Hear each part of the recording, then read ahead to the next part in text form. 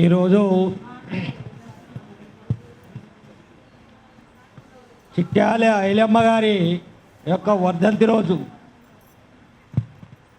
ఈ వర్ధంతి రోజున ఈ సమావేశానికి హాజరైనటువంటి స్టేజీని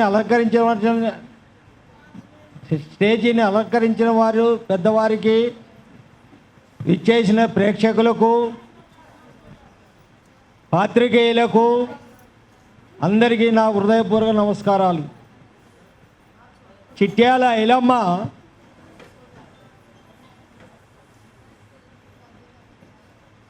వరంగల్ జిల్లా రాయపర్తి మండలం కిష్టాపురం గ్రామంలో సాయిలు దంపతులకు జన్మించింది. ఆమె చిన్నతనంలోనే 13 సంవత్సరముల వయసున్నప్పుడే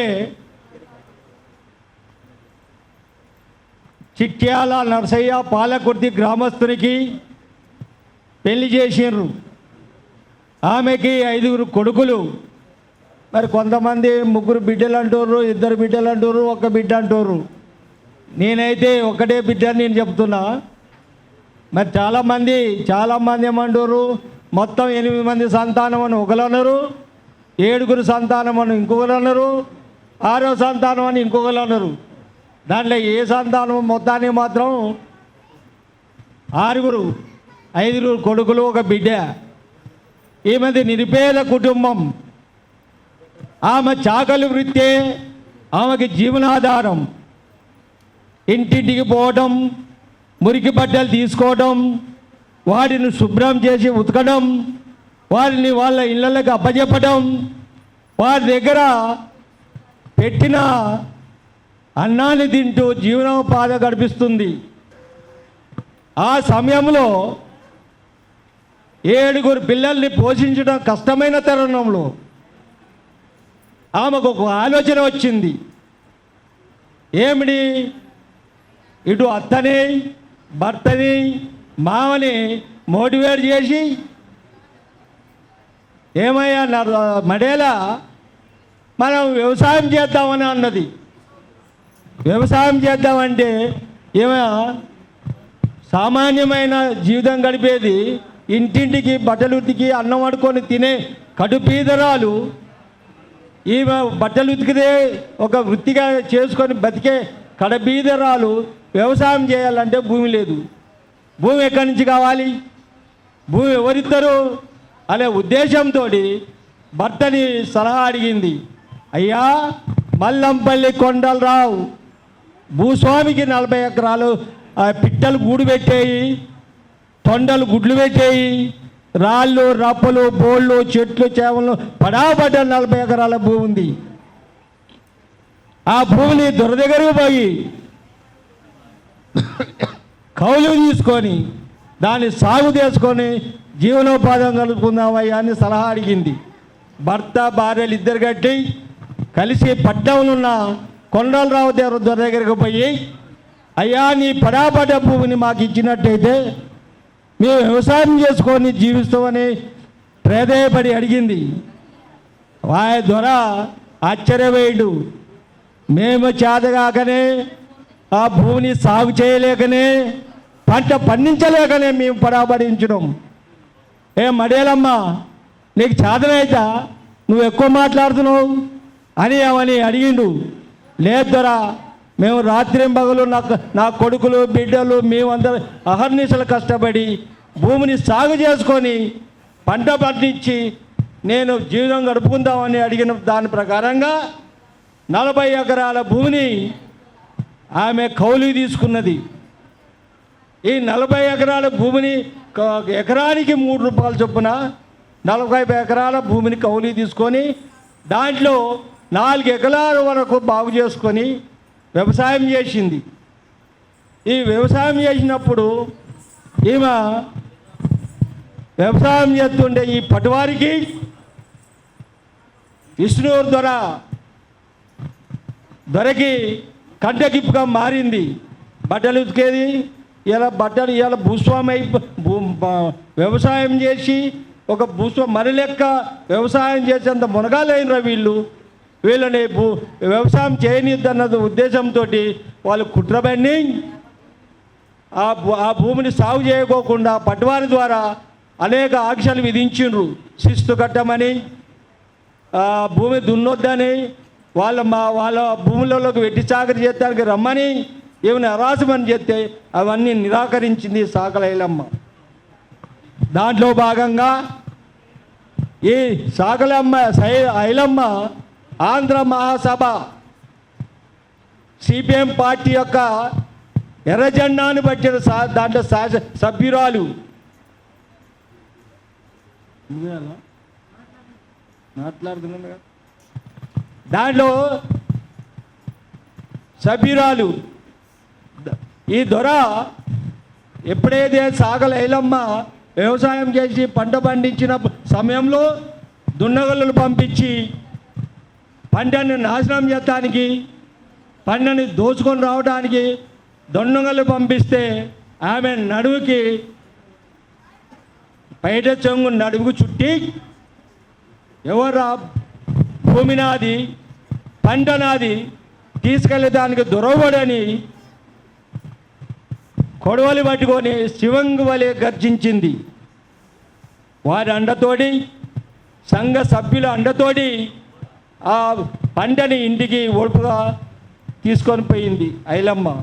ఈ విధంగా వెట్టి చాకిరీలన్నింటినీ చాకలి, మంగలి, కుమ్మరి తదితర కులాల వాళ్ళు వెట్టి చాకరీ చేసే వారిని వెట్టి చాకరీ చేయకోకుండా ఆపుచేసింది. భూమి దున్నుకొని వ్యవసాయం చేసుకొని వీళ్ళు సంపన్నులు అవుతున్నారు, వీళ్ళు మనకి జవాబుదారులు అవుతున్నారు, వీళ్ళు మనకి ఎదురు తిరుగుతారని రజాకారులు దేశ్ముఖ్ రామచంద్రారెడ్డి కుట్రలోని ఆమెను సర్వ విధాలుగా నాశనం చేసిండ్రు. ఈ సభలు పెట్టేటప్పుడు, ఈ సభల్లో సమావేశాలు పెట్టేటప్పుడు ఆమె భర్త, ఆమె కొడుకులు ప్రజల్ని పోగు చేసి సమావేశాలకి తోడ్పాటు చేసేవాళ్ళు. దానికి కంటకిప్పుగా ఉన్నది భూస్వామి రామచంద్రారెడ్డికి. దాంట్లో భాగంగా అనేక కేసులలో ఆమెను ఇరికించి, ఆమెను దోపిడీ కేసులలో ఇరికించి కోర్టు పాలు చేసినా కూడా ఆమె 2 సార్లు విజయం సాధించింది. సాగల ఐలమ్మ భూమి కోసం, భుక్తి కోసం, విముక్తి కోసం, వెట్టి చాకరి విముక్తి కోసం ఎన్నో పోరాటాలు చేసింది. ఆమె పోరాటంలో భాగంగా సుమారు 4,000 మంది అమరులైనరు. దొర ఇంటి ముందు పోవాలంటే తలటోపి చేతిలో పట్టుకోవాలా, చెప్పులు చేతిలో పట్టుకోవాలా, వంగి వంగి వంగి వంగి దండం పెట్టుకున్న పోయే రోజులు. ఆ రోజులలోనే సాగల ఐలమ్మ ధైర్య సాహసాలతోటి వీరోదత్తంగా చాలా అందరు ఇప్పుడు మహిళల గురించి చాలా మాట్లాడారు పెద్దలు. మహిళలు కూడా సాగల ఐలమ్మ లాగానే తయారు కావాలి. మరి సాగల ఐలమ్మ లెక్కనే తయారు కావాలి. తయారయ్యే శక్తి అందరిలో ఉన్నదా? మహిళలందరిలో ఉన్నదా? మరి పెంచేది ఎవరు? తల్లే కదా. బిడ్డను పెంచేది ఎవరు? తల్లే కదా. మరి ఆ తల్లి ఎందుకు పిరికి మందు పోతుంది బిడ్డలకు? మరి ధైర్య సాహసాలు నేర్పించవచ్చు కదా. తల్లి ఇప్పుడు భర్త భార్యలు వాళ్ళ దంపతులకు అనురాగంతో పుట్టిన పిల్లల్ని పెంచే బాధ్యత ఎవరి మీద ఉంటుంది? ఒక మహిళ. భర్త బయటికి పోతాడు, పని చేస్తాడు, డబ్బులు సంపాదిస్తాడు, భార్య పిల్లలు సాగుతాడు. దాంట్లో భాగంగా మరి భార్య ఇంట్లో ఉంటుంది, భర్త బయటికి పోతాడు. ఇంట్లో ఉన్నప్పుడు అమ్మాయికి తల దూవి స్నానం చేపించి అన్ని విధాలుగా బట్టలు తొడిగి అమ్మ నువ్వు ఇట్లుండాలా అట్లుండాలా నేర్పించేదే తల్లి ఇంట్లో.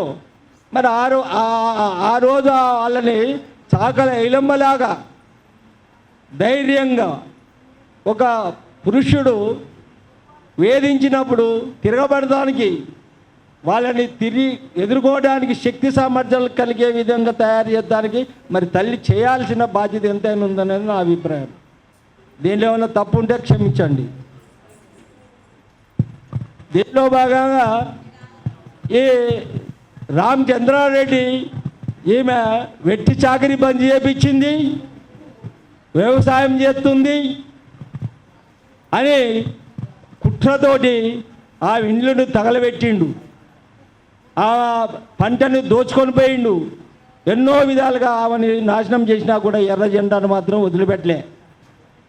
ఆమె ఆ పోరాటంలో కొడుకులు జైలు పోయిండ్రు, భర్తకు జైలు పోయిండు, మళ్ళీ వచ్చిర్రు. తర్వాత ఈ 4000 మరణాలతో సహా భర్తను కోల్పోయింది, పిల్లల్ని కోల్పోయింది. ఈ రజాకాలను కూడా నాశనం చేసింది చాకల ఐలమ్మ. ఈ చాకల ఐలమ్మ మామూలు వ్యక్తి కాదు, మామూలు వనిత కాదు, మామూలే ధైర్య సాహసం ఉన్న వీర వనిత. తెలంగాణ రైతాంగ పోరాట యుద్ధంలో గెలిచి ఈ రోజున ప్రపంచానికి చాటి చెప్పిన మహా వీరనారి చాకల ఐలమ్మ. ఆమె గురించి ఈరోజు ఎంతోమంది స్మరించుకోవటం, ఆమె గురించి మనము శ్లాఘించుకోవటం, ఆమె గురించి ఆమె చేసిన ఘనకార్యాలని చెప్పుకోవడం, ఆ విధంగా మహిళలందరూ తయారు కావాలని వాళ్ళకి బోధించడం చాలా సంతోషం కలిగింది. ఇక చాకల ఐలమ్మ గురించి ఇప్పుడు మన సోదరుడు పాలకుర్తి నుంచి వచ్చిన ఆయనే అన్నీ చెప్పిండు. అన్నీ అమ్మ సారు పరిచయం లేదు, అందుకోసమే. ఈ విధంగా చాకల ఐలమ్మ పాపము ఈ రోజునే చచ్చిపోయింది. సుమారు 90 సంవత్సరాలు బతికింది, సుమారు 90 సంవత్సరాలు బతికింది. కానీ చనిపోయిన టైంలో చాలా కష్టాలు పాటు కూడా ఎదురైంది. ఆమె దక్కింది ఏమీ లేదు, భూమి దక్కలే, కొడుకులు దక్కలే, భర్త దక్కలే, ఎవరు దక్కలే. అవన్నీ కోల్పోయి లాస్ట్కి ఒక కమ్యూనిస్టు సోదరుడు వచ్చి ఫోటో దింపిండు. అమ్మా నీకు ఏది ఏదో ఈ వద్దే కదా పింఛన్ ఇప్పిస్తా అని చెప్పి ఫోటో దింపిందే. ఇప్పుడు ఆ చాకల ఐలమ్మ ఫోటో అదే, ఆయన దింపిన ఫోటోనే ఇవాళ అందరికీ ఉపయోగపడుతుంది. చాకల ఐలమ్మ గారి గురించి చాలా కష్టపడ్డది, ప్రజల్ని మోటివేట్ చేసింది, మహిళలను మోటివేట్ చేసింది, ధనికుల్ని ధీరోదత్తంగా ఎదుర్కొన్నది. నువ్వెంత, నీ లెక్కెంత, నువ్వు పెద్ద దొరవరా అని కూడా ఎదిరించి పోరాడి చేసిన వీరుడు వనిత. ఆమె గురించి మాట్లాడమన్నందుకు ఈ అవకాశం ఇచ్చిన పెద్దలందరికీ నమస్కారాలు తెలియజేస్తూ